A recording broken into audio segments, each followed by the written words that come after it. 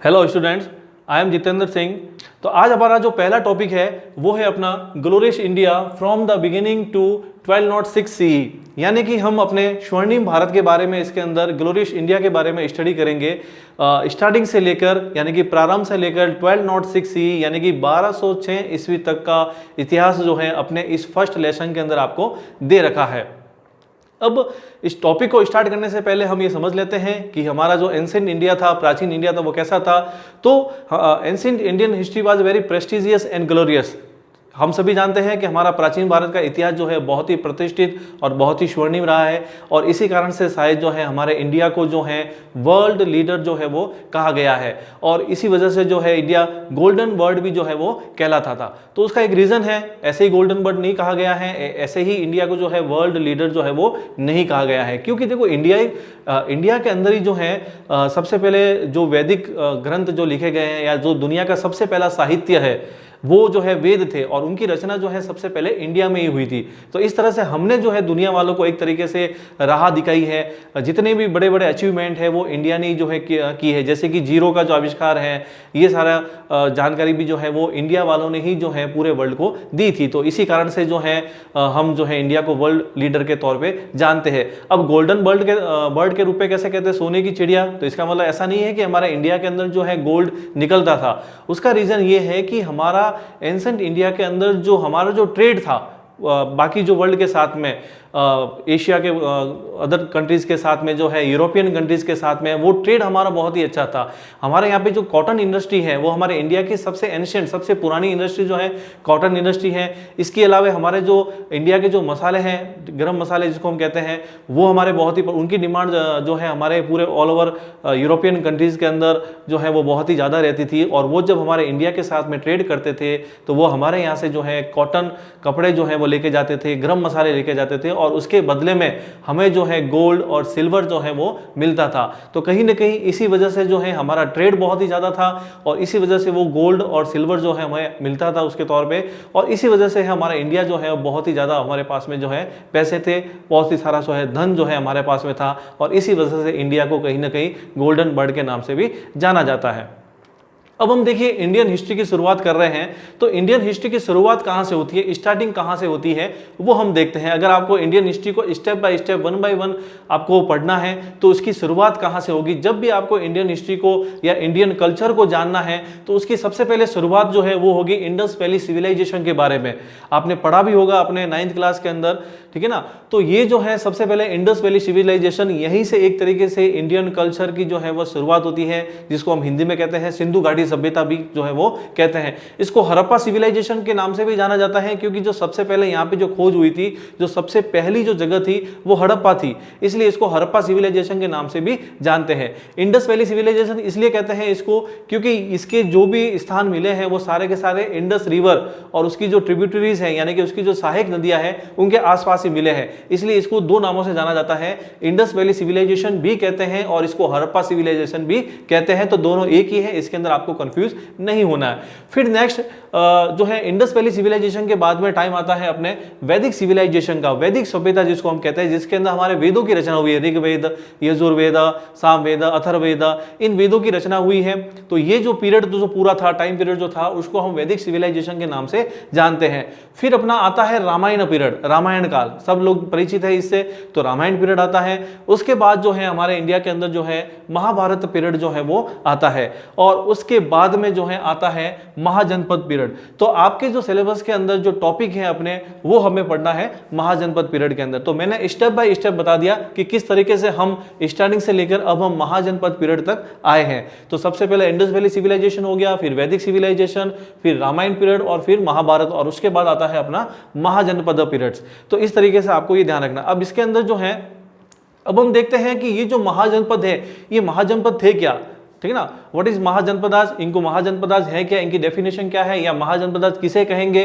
तो देखिए ये जो है महाजनपद, देखो सबसे पहले एक तो इनका ये याद रखना है कि महाजनपदाज जो टाइम था, उसका पीरियड था, वो क्या था। तो महाजनपदाज का जो पीरियड है वह 600 BCE से लेकर 325 BCE, BCE का मतलब होता है बिफोर कॉमन इरा, है ना, ईस्वी पूर्व जिसको हम हिंदी में कहते हैं, ईसा मसीह के जन्म से भी पहले की बात है। यानी कि जो क्रिश्चियन है, ईसा मसीह है, उनका जन्म जो हुआ है उनके जन्म से भी 600 साल पहले की बात हो रही है यहाँ पे, BCE यानी कि बिफोर कॉमन इरा ये कहेंगे इसके हम। तो ये जो है इन महाजनपद का पीरियड टाइम है। अब हम देखते हैं कि महाजनपद की डेफिनेशन क्या है ना, महाजनपद किसे कहेंगे, तो देखिए बिल्कुल नॉर्मल है, several large and powerful independent states, यानी कि बहुत सारे जो है बड़े और स्वतंत्र शक्तिशाली जो है राज्य उस समय बन गए थे, were established during the 6th century BCE in north India. ये बात याद रखना।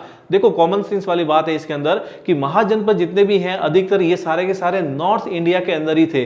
तो यानी कि जो 6th सेंचुरी है BCE उस समय जो है बहुत सारे इंडिपेंडेंट जो हैं और पावरफुल जो है स्टेट एस्टिब्लिश हो गए थे, उन्हीं को जो है हम महाजनपदों के नाम से जानते हैं। देज स्टेट्स वर नेम्ड एज महाजनपदाज। तो ये एक तरीके से महाजनपदा की डेफिनेशन हो गई। अगर आपको पूछे कि महाजनपदाज है क्या, तो ये आपको याद रखना है कि several large and powerful independent states were established during the 6th century BCE in north India. ठीक है ना, ये आपको मेन यहां तक इसको याद रखना है। अब देखिए सबसे इंपॉर्टेंट चीज इसके अंदर है कि ये जो महाजनपदाज हैं इनकी इंफॉर्मेशन कहां से प्राप्त होती है, ठीक है ना, कहां से हमें जानकारी मिलती है कि ये 16 महाजनपद थे। तो ये सबसे इंपॉर्टेंट है, इसमें आपको ये याद रखना है कि अकॉर्डिंग टू बुद्धिस्ट टेक्स्ट, एक किताब है बौद्ध ग्रंथि अगुत्तर निकाय, तो ये आपको याद रखनी पड़ेगी अच्छे तरीके से, इसको रिमेंबर रखना है कि बुद्धिस्ट टेक्स्ट था जिसका नाम है अगुत्तर निकाय, और इसके अंदर से ही हमें सबसे पहले जो है 16 महाजनपदों की जानकारी मिलती है कि उस समय 16 महाजनपद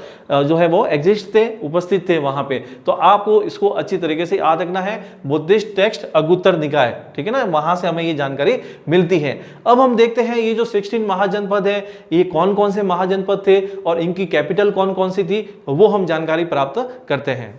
अब हम देखते हैं इन महाजनपदास और इनकी कैपिटल कौन कौन सी थी, वो हम देखते हैं। लेट्स सी, सबसे पहले जो अपना महाजनपद है वो है काशी, एंड काशी की जो कैपिटल थी वो थी वाराणसी। तो इसके बारे में आपने नाम सुना ही होगा, काशी। काशी किस लिए प्रसिद्ध है एट प्रेजेंट के अंदर, देखिए इनमें से कुछ कुछ को आप एट प्रेजेंट के साथ में भी या किसी न किसी चीज़ के साथ कनेक्ट करके आप पढ़ेंगे आप या स्टडी करेंगे तो आपको ये रिमेंबर रहेगा। तो जो काशी है, तो काशी एट प्रेजेंट के अंदर आपने देखा होगा वहाँ पे काशी विश्वनाथ भगवान शिव का मंदिर है, एट प्रेजेंट में भी मौजूद है, और उसकी कैपिटल जो थी वो थी वाराणसी। फिर हम आते हैं सेकेंड कुरु। कुरु की जो कैपिटल थी वो है इंद्रप्रस्थ। तो एट प्रेजेंट के अंदर आपने सुना होगा जो दिल्ली है अपना जो कैपिटल है इंडिया का, उसके आसपास का जो क्षेत्र है वो जो है महाजनपदाज पीरियड के अंदर वो था इंद्रप्रस्थ, और ये जो है महाजनपद था कुरु इसका, और इसकी कैपिटल जो थी वो इंद्रप्रस्थ थी, जो कि वर्तमान में दिल्ली और उसके आसपास का क्षेत्र आता है इसके अंदर। फिर आता है थर्ड अंग। अंग की कैपिटल थी जो वो है चंपा। फिर 4 मगध, जो सबसे पावरफुल इन 16 महाजनपद के अंदर जो सबसे पावरफुल जो महाजनपद था वो था मगध। तो इसकी जो कैपिटल थी वो है गिरिव्रज या राजगृह। इन दोनों में से कोई भी एक नाम जो है आप याद रख सकते हो, जो भी आपको सुटेबल लगे ज्यादा वो आप इसको रिमेंबर कर सकते हो। तो ये मगध की कैपिटल जो है उस समय थी। फिर आता है फिफ्थ अपने वज्जी। तो वज्जी की जो कैपिटल है विदेह एंड मिथिला, इसकी 2 कैपिटल थी, तो दोनों के नाम आप इसको रिमेंबर जो है आपको रखने पड़ेंगे, विदेह एंड मिथिला। फिर 6 आता है मल्ल। मल्ल की जो कैपिटल है वो है कुशीनगर। ये आपको याद रखना है कि मल्ल की जो है महाजनपद है उसकी कैपिटल जो है वो कुशीनगर थी। फिर आता है छेदी, ये महाजनपद का नेम है। ये जो है उसकी जो कैपिटल थी वो थी शुक्तिमती, या इसको शक्तिमती भी बोल सकते हैं वैसे, तो इनमें से ये नाम आप जो है रिमेंबर रख सकते हो। फिर आता है अपने वत्स, इसकी राजधानी जो है या इसकी जो कैपिटल है वो थी कौशाम्बी। फिर 9th जो है वो आता है कौशल। कौशल की जो कैपिटल है अयोध्या, और इससे आप सभी परिचित है अयोध्या, जहाँ पे भगवान श्री राम का जो है बर्थ हुआ था वही अयोध्या। उस जमाने में जो है इस महाजनपद का नाम जो था वो कौशल था, और जो कैपिटल थी वो अयोध्या थी। फिर आता है 10th पांचाल। तो पांचाल जो है, पांचाल की 2 कैपिटल थी, नॉर्दर्न पांचाल की अलग थी और सदर्न पांचाल की जो है वो अलग थी। तो जो नॉर्दर्न पांचाल है उसकी जो कैपिटल थी वो थी अहिछत्र, ये आपको याद रखना है, और जो सदर्न पांचाल है उसकी कैपिटल थी काम्पिल्य। तो ये आपको याद रखना है, इसकी नॉर्दर्न और सदर्न दोनों की अलग अलग है। फिर आता है 11th मत्स्य महाजनपद जो था, उसकी जो कैपिटल थी वो थी विराटनगर, और ये इसके बारे में अभी हम नेक्स्ट पढ़ेंगे। तो ये जो विराटनगर जो मत्स्य है ये अपने राजस्थान के अंदर जो है वो स्थित था। फिर 12 जो आता है वो है सूरसेन। सूरसेन की जो कैपिटल थी वो थी मथुरा। आप सभी जानते हैं मथुरा के बारे में, भगवान श्री कृष्ण का संबंध जो है इस मथुरा से रहा है, और इस मथुरा जो है वो कैपिटल थी किसकी, सूरसेन की। फिर आता है अश्मक, इसकी जो कैपिटल है वो है पोतना या पटेली भी कहते हैं, दो नाम है इसके, इन दोनों में से आप जो भी आपको अच्छा लगे वो आप रिमेंबर कर सकते हैं। अब इसके अंदर देखो एक जो चीज याद रखने वाली बात है, ये जो अश्मक है जिसकी कैपिटल जो है पोतना है या पटेली है, ये इन 16 महाजनपद में से ये केवल ऐसा जनपद था जो साउथ के अंदर था, बाकी सारे के सारे जो है वो नॉर्थ इंडिया के अंदर है। हमने जितने भी पढ़े हैं 16, तो इन 16 में से जो है केवल जो अश्मक है वही जो है सर्दर्न इंडिया यानी कि साउथ इंडिया के अंदर जो है वो स्थित था, बाकी सारे के सारे नॉर्थ इंडिया में है। तो ये चीज आपको इसमें याद रखना है। फिर आता है 14 में अपने अवंती। तो अवंती के अंदर भी जो है इसकी भी दो कैपिटल थी, नॉर्दर्न अवंती की जो थी उज्जैनी, और इसको हम वर्तमान के उज्जैन से इसको कनेक्ट कर सकते हैं, जहां पे उज्जैन के अंदर महाकालेश्वर का शिव मंदिर है, तो ऐसे भी आप उसको याद रख सकते हैं। तो नॉर्दर्न अवंती की कैपिटल थी उज्जैनी। फिर आता है सर्दर्न अवंती यानी कि दक्षिणी अवंती की जो कैपिटल थी वो है माहिष्मती, और इसका नाम आपने अपने एक मूवी देखी होगी बाहुबली, उस बाहुबली के अंदर जो है इसका उल्लेख हुआ है माहिष्मती। वहां पे आपने कई बार ये सुना होगा जय माहिष्मती जय माहिष्मती, तो इस तरीके से वो यही माहिष्मती है। तो आई थिंक ये आपको अच्छे तरीके से याद हो जाएगा।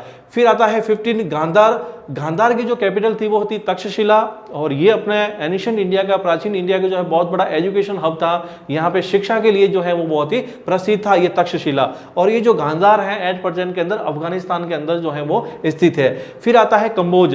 तो कंबोज की जो कैपिटल थी वो राजपुरा और हाटक, दो नाम है इसके वैसे, तो दोनों में से आप कोई भी एक रिमेंबर रख सकते हैं। तो इस प्रकार से ये 16 महाजनपद है, ये इनके और उनकी जो कैपिटल कौन कौन सी थी वो सारी मैंने आपको बताई है। अब आपको इसमें क्या करना है, आपके दिमाग में ये प्रश्न उठ रहा होगा कि क्या हमको ये 16 के 16 महाजनपद और उनकी कैपिटल रिमेंबर करनी पड़ेगी? तो नहीं, आपको ये 16 के 16 महाजनपद रिमेंबर करने की जरूरत नहीं है, क्योंकि एग्जाम के अंदर इतना डीप नहीं पूछेंगे। आपको इन 16 में से कोई भी जो है 4 जो है आपको रिमेंबर रखनी है, जो भी आपको सूटेबल लगे, जो भी आपको लगे कि हाँ ये मुझे याद हो सकता है, तो उन 4 महाजनपदों के नेम और उनके कैपिटल के नेम जो है आपको याद रखना है। और एक इसमें इंपॉर्टेंट चीज देखो, जो भी हम टॉपिक पढ़ रहे हैं उस टॉपिक के अंदर हमें ये डिस्कस करते हुए भी चलना है कि यहाँ से क्या क्या क्वेश्चंस आ सकते हैं, या एग्जाम के अंदर कौन कौन से क्वेश्चंस बन सकते हैं। तो इसके अंदर जैसे कि आपको पूछा जा सकता है कि इन 4 महाजनपदों के नाम और उनके कैपिटल के नाम लिखिए, तो आपको याद होनी चाहिए, ठीक है ना। एक इसमें से बनता है कि जो, क्योंकि देखो सारे के सारे जो महाजनपद आज हैं वो सब नॉर्थ इंडिया के अंदर हैं, तो साउथ इंडिया का महाजनपद कौन है, या ऐसा कौन सा महाजनपद है जो साउथ इंडिया के अंदर जो है वो सिचुएटेड था, स्थित था, तो उसका नाम जो है आपके आ जाएगा, ये आ जाएगा अपने अश्मक। ये जो है वो आपके साउथ इंडिया के अंदर जो है वो था, और इसकी राजधानी कैपिटल जो है वो थी पोतना। तो ये आपको याद रखना है। और एक इस महाजनपद के अंदर क्वेश्चन बनता है कि ये इनकी इंफॉर्मेशन जो है हमें कहाँ से मिलती है, तो वो है बुद्धिस्ट टेक्स्ट अगुत्तर निकाय, वहां से we get information about that, ठीक है।